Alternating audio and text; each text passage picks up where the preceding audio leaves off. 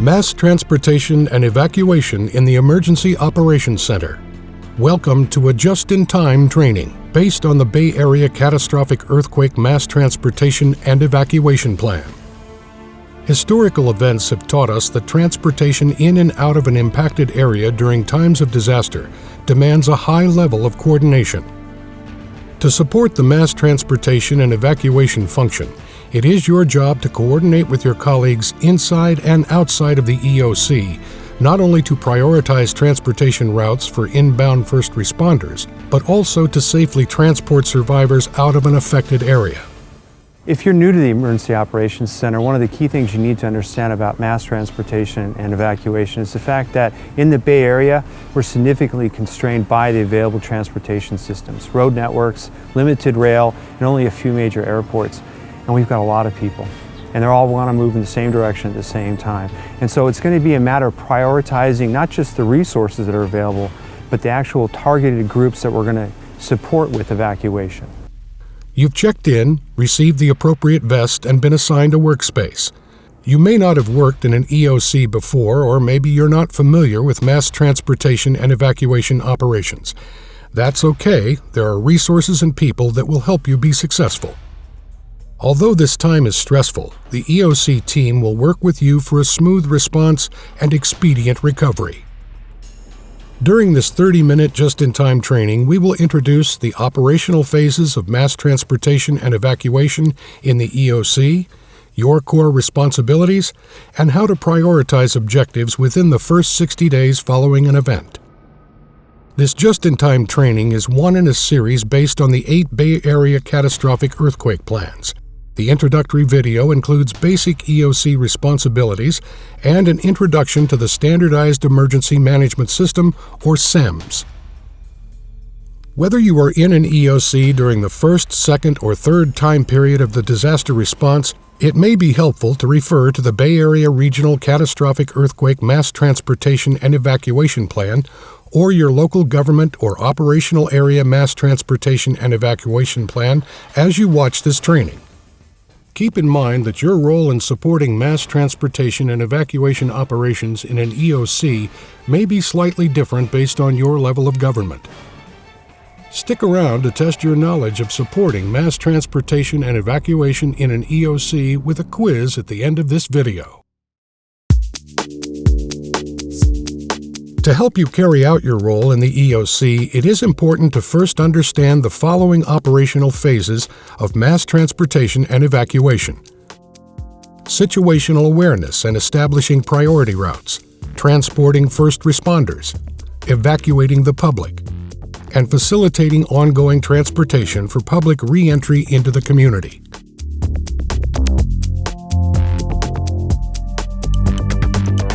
Situational awareness is the phase in which you determine the condition of priority transportation routes and identify open spaces for staging areas to receive incoming first responders.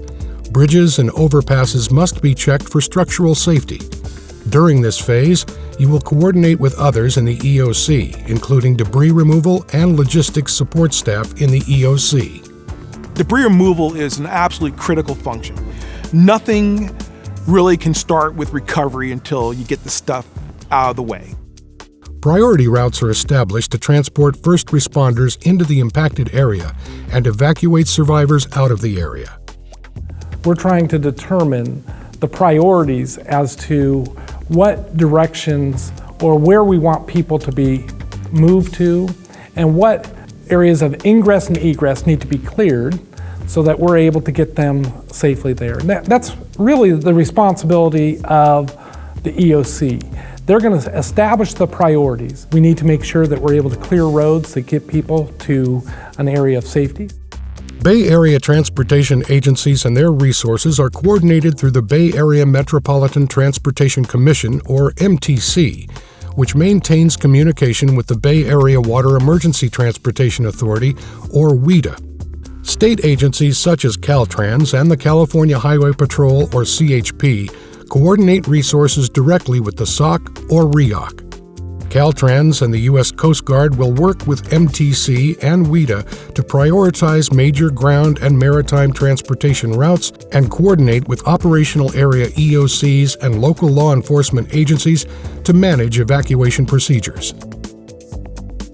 Look to Appendix B in the regional plan for priority transportation route maps showing estimated damages to surface transportation systems and proposed locations for local pickup points, bases, and camps.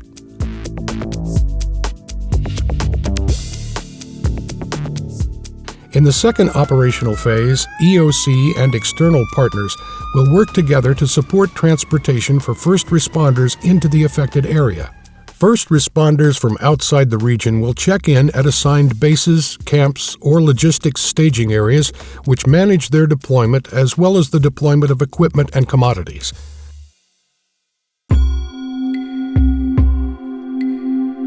Safely evacuating survivors out of the area is the third operational phase and requires coordination with the Care and Shelter branch in the EOC to move people to shelters or out of the region. An EOC integrates FEMA guidance by using the following 7 phases for public evacuation into the response timeline. Analysis and evaluation is a key component of situational awareness. Local conditions, including a hazardous materials release or the loss of potable and wastewater systems, drive the decision to evacuate. Notification messages are then developed and delivered to residents. Preparation to move involves the reestablishment of transportation into and out of an impacted area. Movement and en route support encompasses the evacuation of residents and provision of critical services such as food and water. Reception and support addresses special needs of evacuees, such as tourists or others needing long-term housing. Return and recovery includes the support of evacuees back to safe and habitable areas. Although many people will self-evacuate with little or no need for government help, other outbound evacuees will be relying on mass transportation and evacuation services to help them reach a final destination. Evacuees may first be directed from damaged buildings or homes to designated pickup points, and then from pickup points to shelters or other housing options. It is the local government's responsibility to manage and operate pickup points. Transportation needs for people with disabilities and others with access and functional needs must always be considered. So it's very important to expand the coordination with the paratransits and other type of services that may have wheelchair accessible vehicles. You gotta find experts on access and functional needs who can help you make good decisions, but most importantly, help you get the resources that you're gonna need to respond properly and thinking of the short and the long-term processes that you have to deal with. Also keep in mind that some survivors may refuse to evacuate without their pets. Work with agencies such as local humane societies to develop strategies for dealing with pet evacuations. If you're new to an emergency operations center, just think how you would feel if you were separated from your family or your pets in a disaster, and try and make plans to lower their anxiety. Plan for including schools and status of schools and status of shelters that have access to pets, and make plans for them to evacuate with their pets. Re-entry is the last operational phase. Check with your law enforcement branch on how you can support the re-entry plan for ensuring the area community members are returning to is safe. Keep in mind the primary responsibility for mass transportation and evacuation falls upon local government EOCs to coordinate with local transportation agencies and law enforcement agencies, while an operational area EOC will work with county and/or regional agencies for resource support. Your understanding of local, regional, and state transportation authorities, as well as these operational phases for mass transportation and evacuation, will help you navigate your role in the EOC.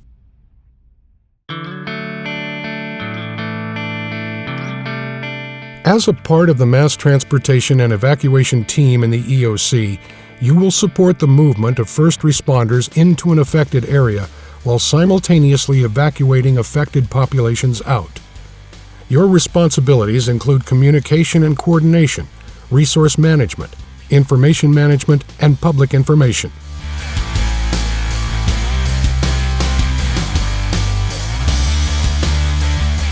Communication and coordination refers to your role as the link between government and partners in managing the mass transportation and evacuation function. First, we will discuss coordination with government agencies. You will work with your counterparts as appropriate at the field level and in EOCs at the local government, operational area, and regional levels, the State Operations Center or SOC, and the Joint Field Office or JFO, where federal resource coordination occurs. Inside the EOC, the coordination of mass transportation and evacuation is multidisciplinary, but for this training, your role would likely be as the transportation coordinator in the logistics or operations section. You will work directly with other branch and section staff within your EOC and EOCs at other levels. For example, you may contact an EOC colleague working with debris management in the operations section to identify debris clearance priorities to establish priority transportation routes. Or you would coordinate with the law enforcement branch to collect information about evacuation priorities.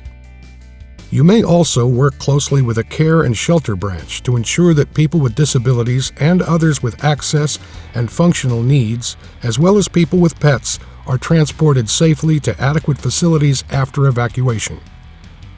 Don't be afraid to ask your colleagues questions or refer to your EOC supervisor when you need help. And keep in mind where you sit and who you might communicate with may be different given the EOC that you work in. You will also communicate and coordinate with partners beyond the EOC regarding mass transportation and evacuation. You may find agency and partner contact information in a designated EOC binder, or you can ask your section chief. The EOC staff during a mass transportation and evacuation function can expect to work with a whole number of regional and local organizations, governmental, transit agencies, but it's critical that the EOC staff look outside of those traditional resources, look internal to the community.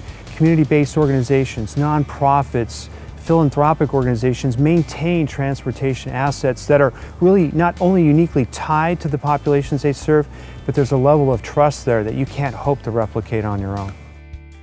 Some key partners include California Highway Patrol, or CHP, Caltrans, or Department of Transportation, Metropolitan Transportation Commission, or MTC, Water Emergency Transportation Authority, or WETA, paratransit agencies, non-governmental organizations, or NGOs, community-based organizations, or CBOs, faith-based organizations, or FBOs, and private sector businesses. MTC is the transportation planning, coordinating, and financing agency for 9 counties within the Bay Area region. They play a significant role in coordinating information and resources among local and regional transportation agencies while working directly with the Cal OES, Coastal Region EOC, or REOC, or the Department of Transportation at the SOC. It is also essential to communicate and coordinate with NGOs and CBOs. Paratransit agencies and independent living centers, for example, help serve homebound populations such as people with disabilities, the elderly, and others with access and functional needs that will require mass transportation and evacuation services. National pet organizations can assist with animal care and transportation in disasters. And you will also communicate with a variety of businesses in the private sector to utilize available transportation resources to assist with the incident response. Let's review what we've learned about communication and coordination. Regularly communicate with government and partners inside and outside of your EOC. Partners include transportation organizations such as MTC and others including NGOs, CBOs, and private sector businesses.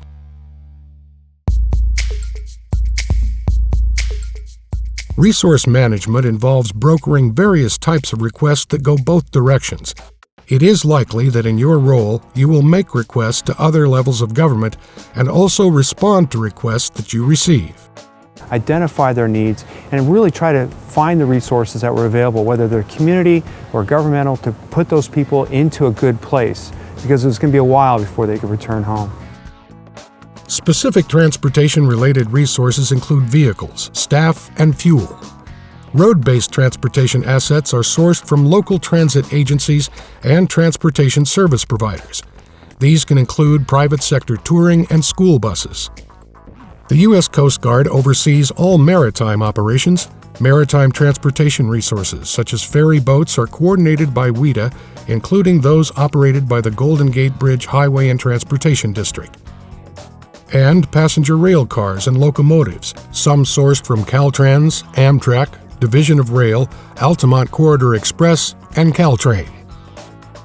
Private, governmental, and community-based organizations such as paratransit agencies, school districts, independent living centers, volunteer organizations, and even local community emergency response teams, or CERT, may have valuable transportation assets and equipment. If needed, FEMA coordinates and provides additional resources beyond those in the region, including air support. It is your responsibility to attempt to fulfill requests by seeking out resources within your jurisdiction first. Turn to others in the logistics section to help guide you to additional available resources. If resources are not available in your jurisdiction, you may make requests to higher levels of government by completing and submitting an EOC resource request form. Ask your section chief where to access your EOC resource request form. Be aware that resource requests and other forms may be prepared electronically using a software tool such as WebEOC if available. Let's review what we've learned about resource management. You'll receive requests from other levels of government.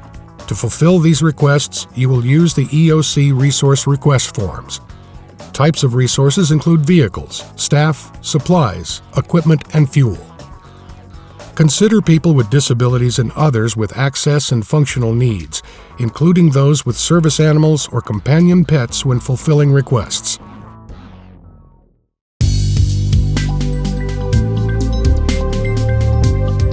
After an incident, information management is critical for mass transportation and evacuation. You will be responsible to compile and share a variety of information. This information will be used for situation status reports.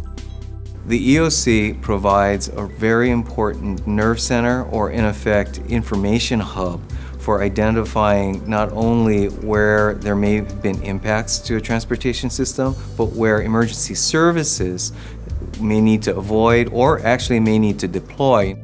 Critical information you will need to track includes the status of transportation systems throughout the impacted areas, including the identification of priority transportation routes from field personnel and EOC staff, conditions of major transportation agencies and their related services, and structural integrity of roads, bridges, overpasses, airports, maritime ports, and harbors.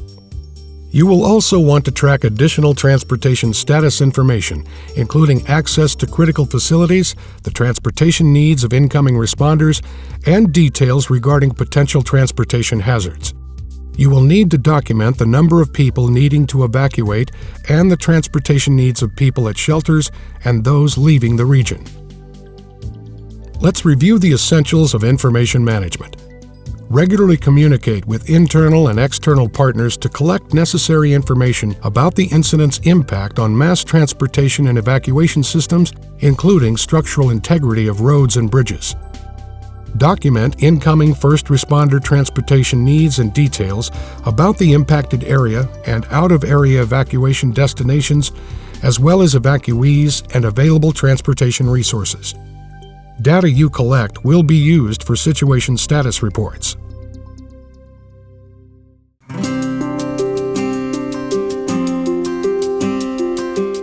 The public will need immediate instruction about how to safely evacuate from an affected area, as well as ongoing status information regarding available transportation resources and road conditions.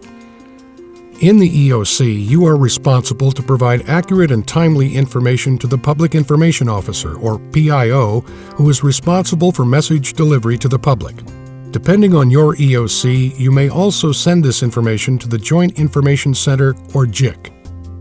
The information you provide may be shared with 211, or sometimes another designated number, depending on the area, which is a toll-free 24-hour call center that connects callers with community resources and provides disaster-related information. In a disaster or emergency, due to constantly changing conditions, sharing immediate messages to the public regarding transportation and evacuation procedures is critical. Public information is usually released as an informational message that communicates details about the event, actions the public can take, and updates on emergency response activities. An emergency alert is a government resource used to convey an urgent message to the public regarding how to protect themselves against an immediate threat to human life or safety. These are issued through alert and warning systems at various EOC levels. Disseminating messaging about mass transportation needs again to be a team. Your mass transportation provider needs to be involved. Government needs to be involved because they have access to the alerting system. And also your PIO, who can access social media and the media. Public messages about evacuation must take into account people who are deaf or hard of hearing, deaf-blind, and blind or low vision, as well as those with disabilities and others with access and functional needs. Here are examples of public messages that you may need to provide the PIO. Report to your local pickup point to be transported to a safe location. Public and private animal care service agencies will assist with transporting animals during an evacuation effort. Re-entry to the impacted area will be coordinated by local government public safety agencies and allowed when water, power, and sewer services have been restored and all safety concerns have been eliminated. Look for templates for a variety of pre-scripted public messages in the local, operational area, and regional mass transportation and evacuation plans. Let's review your EOC role in getting information out to the public. Emergency alerts and information messages are two common categories of communication with the public. Social media is expected to be heavily used to share immediate information to the public. Contact the PIO and the JIC to coordinate critical messages. Utilize 211 services to convey important public messages. Locate message templates and modify pre-scripted messages as appropriate. Consider communication for people with disabilities and others with access and functional needs.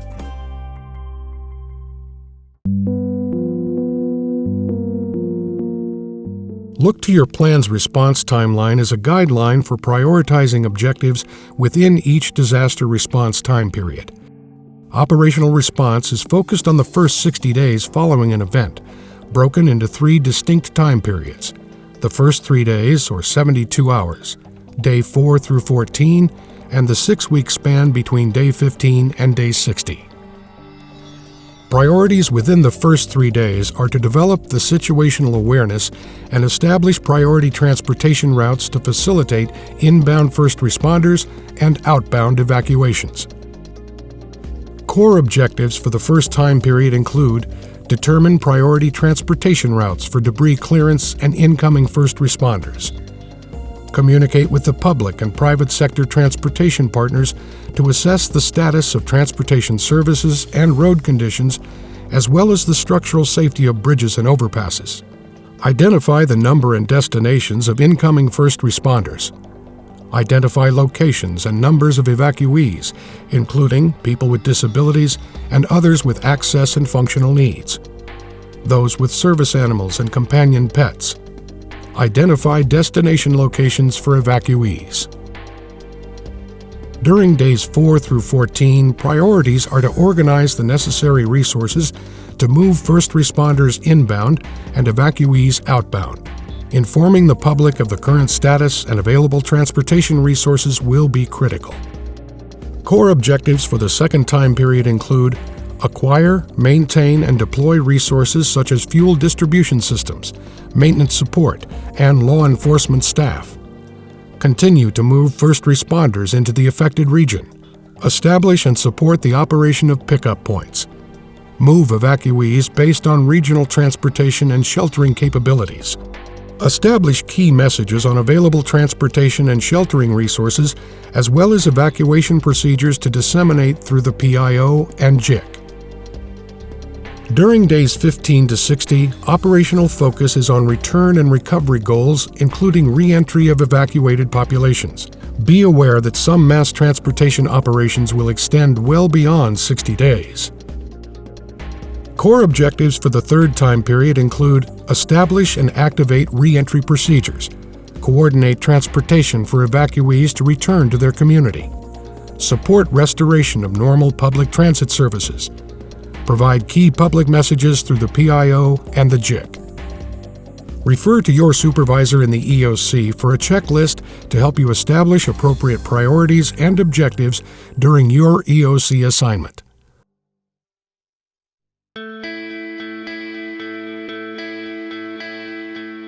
While we each have a role in an emergency operations center, we really do and absolutely need to operate as a team. Each of us will be coming into a situation with a variety of experiences, whether it be great depth of many years or decades of experience, or brand new in our role. And all of those circumstances are important and a natural part of working together as a team. We can learn from each other, even from those of us who may not have been in that specific environment before. As a result of this introductory training, you should take away a better understanding of how to support mass transportation and evacuation in an emergency operations center. Here are some resource references to learn more about how mass transportation and evacuation works at various government levels. These include Emergency Support Function 1, Transportation Mass Evacuation Incident Annex to the National Response Framework. Emergency Function 1, Transportation and Emergency Function 13, Law Enforcement Annexes to the State Emergency Plan. Regional Emergency Coordination Plan. San Francisco Bay Area Regional Transportation Emergency Management Plan. Bay Area Emergency Water Transportation System Management Plan. Bay Area Regional Catastrophic Earthquake Mass Transportation and Evacuation Plan. Local and Operational Area Catastrophic Earthquake Mass Transportation and Evacuation Plan. To learn more, visit your local emergency management office or Office of Emergency Services.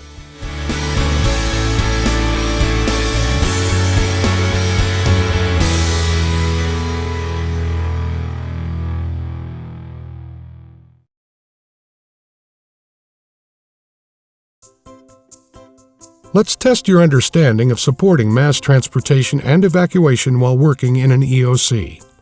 What level of government is responsible for establishing and operating evacuation pickup points? A. Local. B. Operational area. C. Regional. D. State.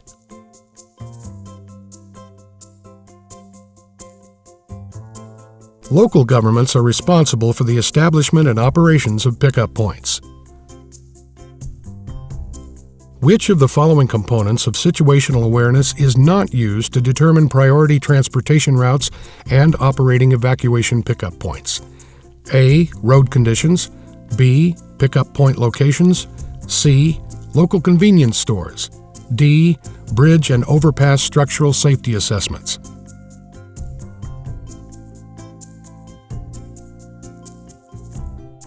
When assessing priority routes as a part of situational awareness, you will consider road conditions, bridge and overpass safety, and locations for establishing staging areas. What agency has the authority to initiate and execute re-entry operations? A. Law enforcement. B. Care and Shelter Branch. C. Coroner's Office. D. Metropolitan Transportation Commission.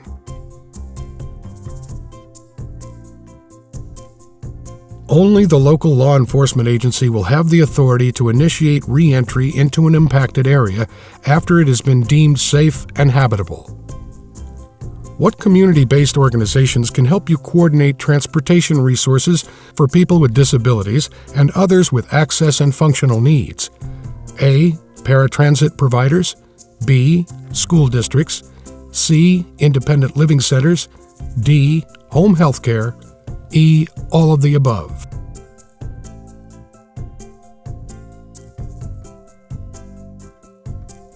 All of these agencies may play a key role in helping an EOC reach people with disabilities and others with access and functional needs, and there may be other additional agencies in your community. Thank you for taking the time to test your knowledge about mass transportation and evacuation in the EOC.